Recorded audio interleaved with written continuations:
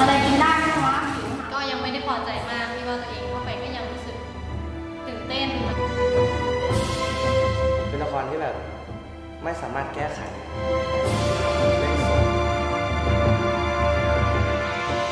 ตื่นเต้นค่ะไม่เคยครั้งแรก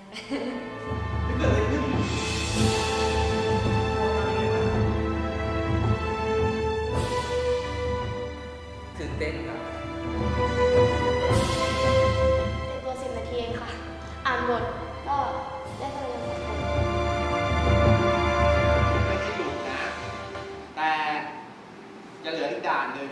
นะครับที่เราจะบอก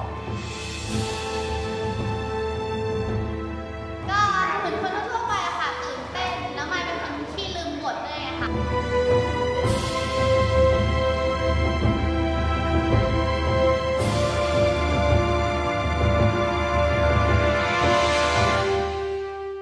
พี่น้องกันใช่ค่ะก็เป็นพี่น้องกันอยู่แล้วใช่ไหมก็เล่นเหมือนเล่นเวลาเราคุยกันอย่างเงี้ยถ้าเล่นเป็นตัวเรามากกว่านี้ก็อาจจะยาวกว่านี้ละครเวทีเรื่องนี้คือละครที่ต้องเฉลิมพระเกียรติให้ในหลวงเพราะฉะนั้นเราต้องแสดงความจงรักภักดีที่มีต่อในหลวงอะค่ะเพราะฉะนั้นในคาแรคเตอร์ของนักแสดงหนูว่าควรทำออกมาให้เต็มที่ค่ะดีใจแล้วประทับใจมาก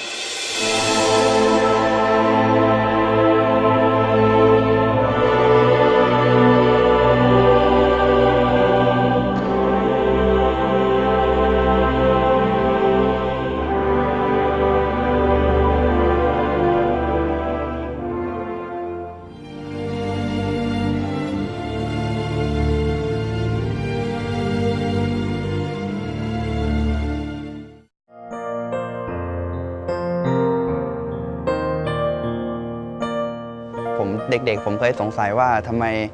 คนไทยถึงรักในหลวงตั้งแต่สมัยผมเด็กๆผมก็เห็นแค่รูปอะครับเห็นแค่รูปของท่านผมเป็นเด็กรุ่นใหม่ที่ไม่ได้เห็นท่านและไม่ได้ทราบว่าท่านทำงานยังไง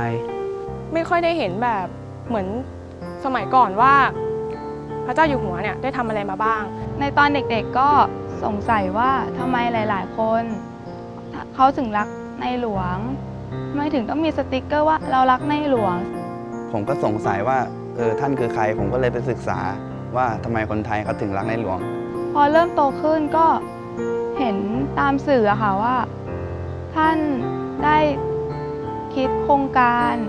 เพื่อที่จะช่วยเหลือประชาชนท่านได้ช่วยเหลือคนไทยมานับไม่ถ้วนไม่ว่าจะในประเทศไทยหรือว่าต่างจังหวัดท่านเป็นกษัตริย์ที่ทรงงานทั้ง7 วันไม่เคยบ่นที่แบบว่าเหนื่อยจากการที่ด้วยที่ว่าเราเป็นคนไทยเราเป็นนักศึกษาเนี่ยเราก็เห็นพระราชกรณียกิจของท่านก็อยากให้ย้อนมองนะครับถึงความสำคัญของพระองค์ท่านนะครับว่าท่านได้ทำประโยชน์อะไรให้กับประเทศมามากนักแล้วตอนนี้ท่านก็ทรงพระประชวรก็ถ้าเกิดว่ามี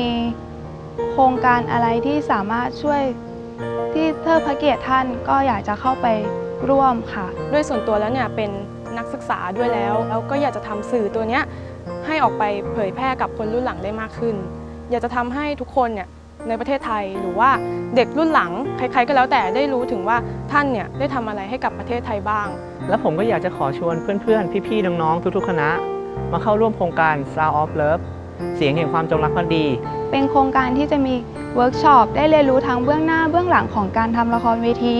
ได้เรียนรู้กับครูนายมานพมีจำรัดนอกจากจะเป็นการสร้างการเรียนรู้สร้างการศึกษาให้กับตัวเองแล้วเนี่ยยังจะเป็นการช่วยเผยแพร่พระราชกรณียกิจของท่านแล้วก็มาร่วมกิจกรรมดีๆครับเพื่อทำความดีถวายแด่พระองค์ท่านครับ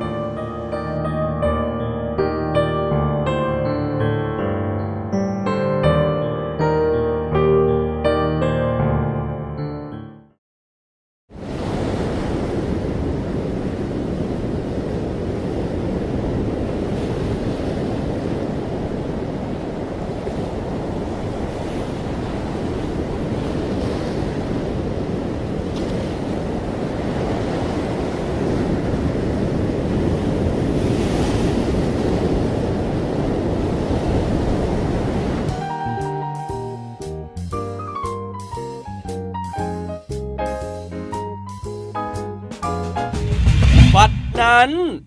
หนุมานกระบี่ศรี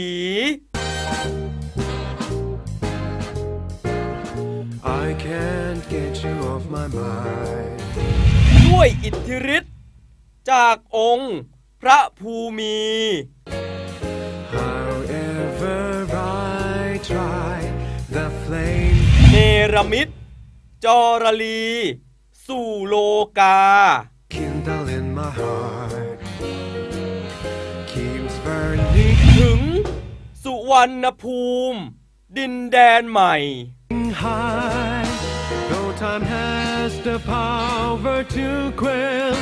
its reach ไพร่ฟ้าหน้าใสทั่วทิสา really cannot dispel the magic touch of your hand ลูกพระพายจึงดั้นด้นออกตามมา so gentle in mine when night's curtain starts to fall เพื่อค้นหาสุขประชา มาจากไหน มหาวิทยาลัยเกษมบัณฑิตร่วมกับสำนักปลัดสำนักนายกรัฐมนตรีจัดแสดงละครเวทีเฉลิมพระเกียรติเรื่อง Simple Song เสียงแห่งปวงประชา สิ่งใดที่มาจากหัวใจ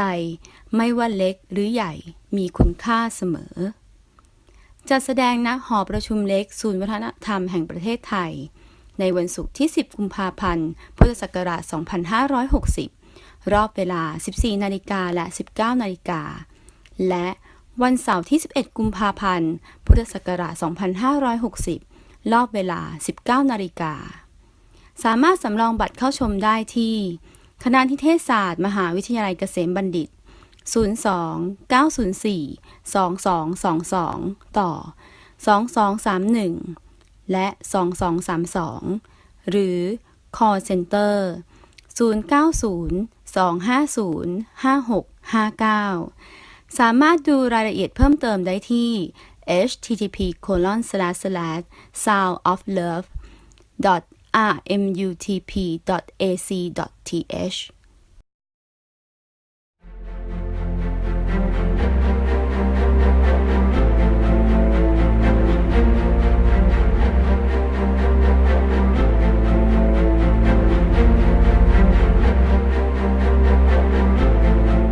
Story can inspire. Stories can teach. And good stories can convince. เรื่องเล่าเรื่องราวสอนใจ เรื่องเล่า สร้างหวังพลังใจ เรื่องเล่าสร้างแรงบันดาลใจ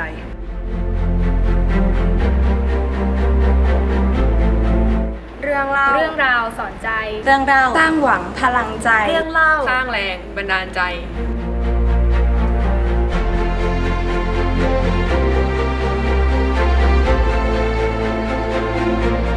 เรื่องเล่าเรื่องราวสอนใจ เรื่องเล่าสร้างหวังพลังใจ เรื่องเล่าสร้างแรงบันดาลใจ แรงบันดาลใจ แรงบันดาลใจ แรงบันดาลใจ แรงบันดาลใจ แรงบันดาลใจ แรงบันดาลใจ แรงบันดาลใจ แรงบันดาลใจ แรงบันดาลใจ แรงบันดาลใจ แรงบันดาลใจ แรงบันดาลใจ แรงบันดาลใจ แรงบันดาลใจ แรงบันดาลใจ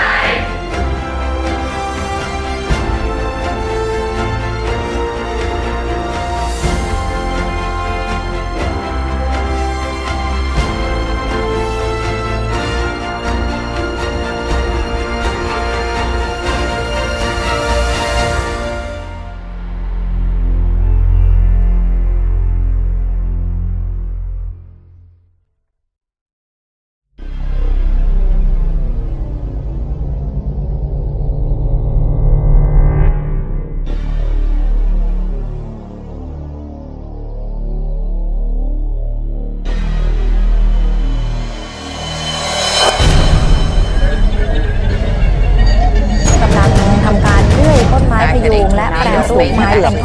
เซนติเมตรและถือว่าเป็นน้ำท่วมที่รุนแรงที่สุดในรอบ10 ปีด้วยค่ะ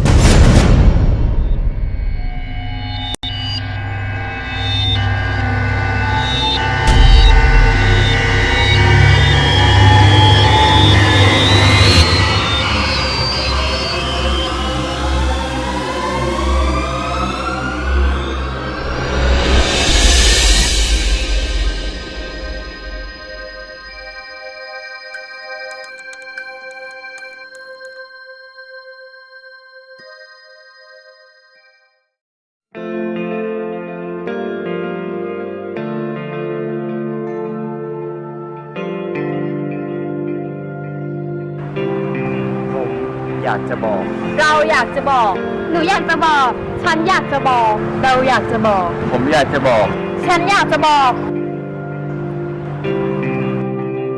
เพราะเราอยากจะบอก เราจึงเริ่มต้น โลกจะสุขสบายนั้นเป็นได้หลายทางต้องหลบสิ่งกีดขวางหนทางให้พ้นไปจะสุขความสุขสันต์สำคัญที่ใจสุขและทุกข์อย่างไรเพราะใจตนเองฝ่าดูทางชีวิตต้องคิดเฝ้ายอมใจจำความได้ก็เห็นรูปภาพในหลวงแล้วก็เรื่องเกี่ยวกับในหลวงอยู่ในสื่อประเภทที่เราเห็นเป็นรูปภาพหรือว่าเรื่องเล่าที่เราได้ยินกันตอนเด็กก็เคยเห็นข่าวคนเฒ่าคนแก่ได้ในหลวงเป็นข่าวในทีวีเคยเห็นแบบว่าในหลวงเสด็จทรงงานในพื้นที่ที่ทางไกลความเจริญนะครับ ร้ายหรือดีคงมีหวังอยู่ยามปวงมารมาผ่านลบลู่ยิ้มละไมใจสู่มวลเหตุภัยไฟกระทำความดีให้มีจิตโสภาสร้างแต่เขาบอกว่าพระเจ้าอยู่หัวเป็นอัครศิลปินที่มีความอัจฉริยะภาพทางด้านการวาดภาพทางด้านดนตรีทั้งทุกอย่างเลยในศิลปะคืออาจารย์พูดกับเราว่าพระเจ้าอยู่หัวทรงทำงานทุกอย่างเพื่อสิ่งที่ตัวเองชอบอย่างเช่นพระเจ้าอยู่หัวแต่งเพลงพระเจ้าอยู่หัววาดภาพพระเจ้าอยู่หัวเล่นเครื่องดนตรีแต่ถ้าพระเจ้าอยู่หัวต้องทิ้งสิ่งที่ตัวเองรักแล้วไปทำสิ่งที่ต้องช่วยเหลือประชาชนก็คือเหมือนอาจารย์พูดว่าเหมือนคนเราที่ต้องอยู่สิ่งที่รักแต่ต้องพัฒนาสิ่งที่ต้องทำให้มันเจริญอะไรอย่างเงี้ยครับ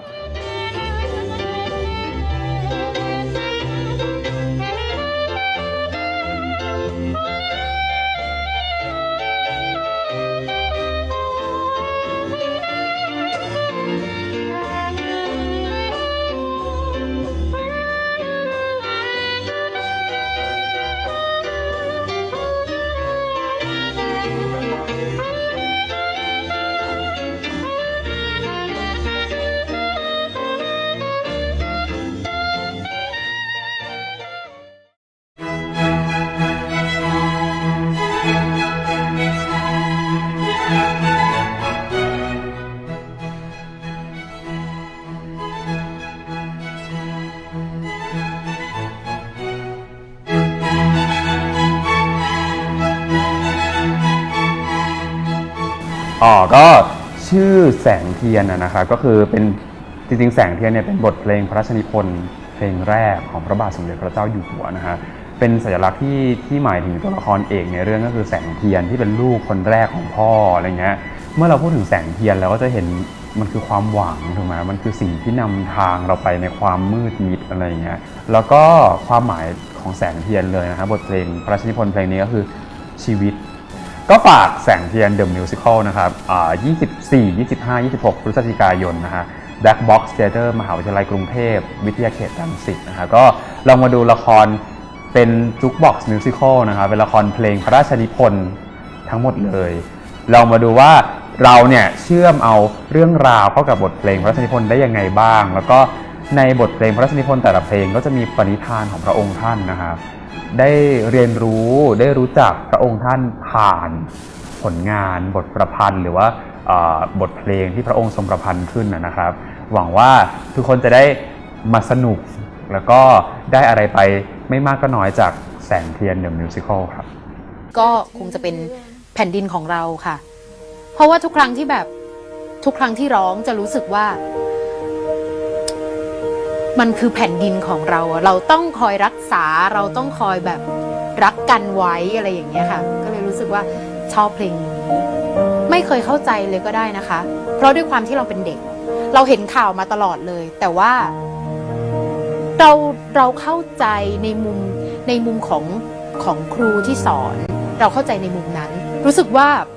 เป็นบุญของเราด้วยละมั้งคะที่ได้แบบได้กลับมา แล้วก็รู้สึกว่าเราได้เอาจากที่เคยเรียนในห้องเรียนจากที่ครูสอนจากที่แม่คอยสอนพ่อคอยบอกอะไรอย่างเงี้ยค่ะเอามาปรับใช้กับเรื่องนี้ทรัพย์สินของประเทศไทยแล้วก็สิ่งที่พ่อได้สร้างก็คือสิ่งที่พ่อได้ปูทางเอาไว้ก็คือหลักเศรษฐกิจพอเพียงบ้างล่ะพระราชกรณียกิจบ้างล่ะที่ซึ่งทั้งหมดเนี่ยคือทำไว้ให้ลูกทั้งนั้นแล้วทุกครั้งที่ฟังเพลงนี้ก็เลยรู้สึกว่ามันคือแผ่นดินของเรามันคือแผ่นดินที่พ่อได้ปลูกเอาไว้ที่เป็นแผ่นดินที่พ่อได้สร้างเอาไว้แล้วมันกลายเป็นของคนไทยทุกคน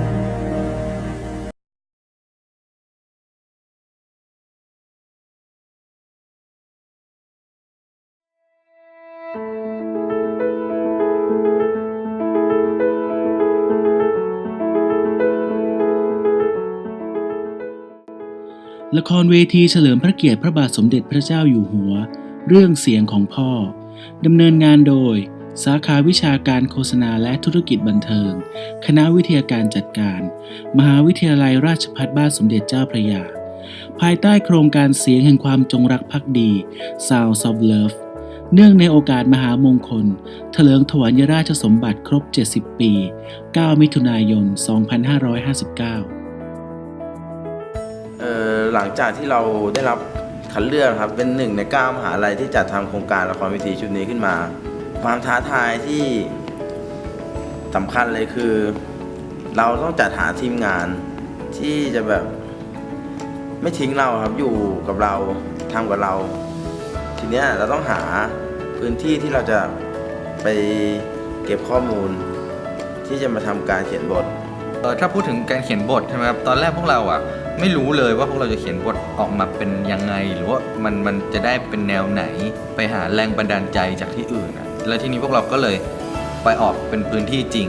แล้วก็เอามาแค่เขียนเพื่อที่จะสร้างบทออกมาจากเรื่องจริงจากประสบการณ์จริงจากคนที่เคยได้ใกล้ชิดที่เคยได้เข้าเฝ้ากับในหลวงหรือว่าอะไรเงี้ยจนเราได้ประสบการณ์จากของเขาแล้วเราก็เอามาเปลี่ยนแปลงไปในบทของเรา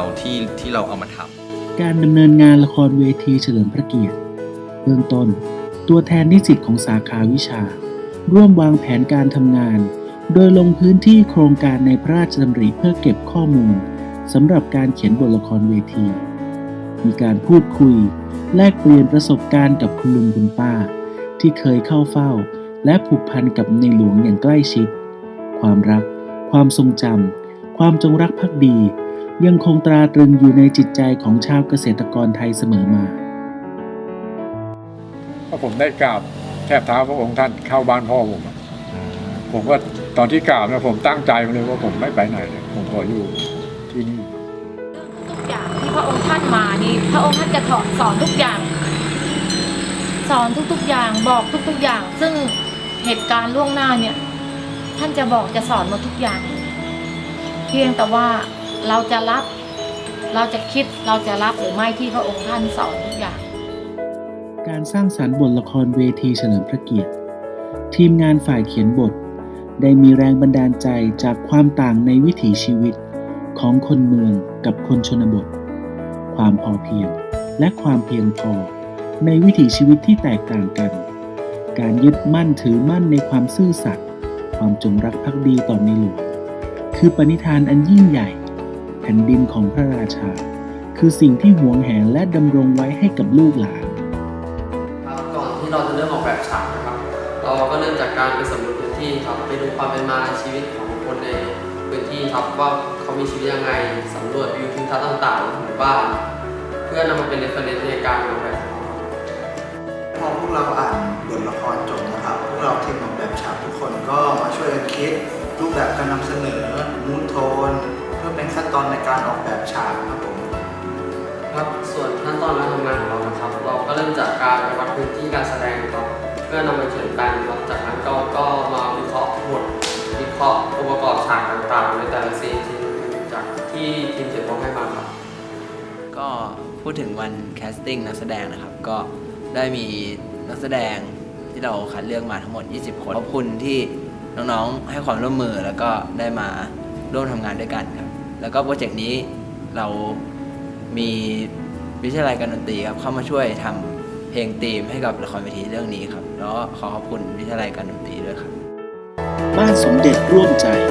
รวมพลังถวายความจงรักภักดีกับละครเวทีเฉลิมพระเกียรติ